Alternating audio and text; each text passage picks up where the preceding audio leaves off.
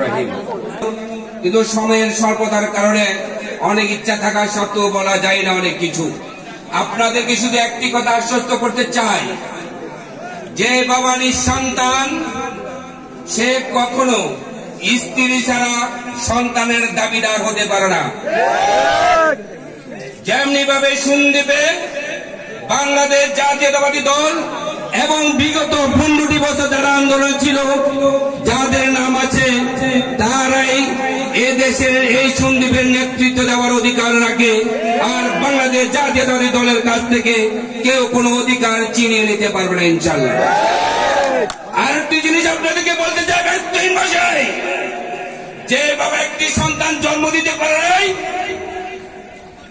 অন্যভাবে জন্মিত সন্তানকে স্বীকৃতি দিতে পারে না, তাদের পিছনে বিএনপি যেতে পারে না। আপনারা কি বুঝতে পারছেন?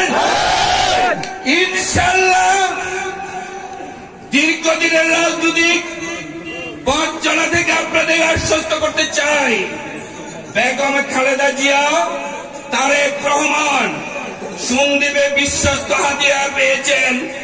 বিএনপির সে হাতিয়ার তাদের মুখ দিয়ে তারা ডিক্লার দেবে, আপনাদের নেতৃত্ব দেবে, সন্দ্বীপের নেতৃত্ব দেবে। এর বিকল্প পৃথিবীতে এখনো কেউ সন্দ্বীপে আশা করতে পারে না।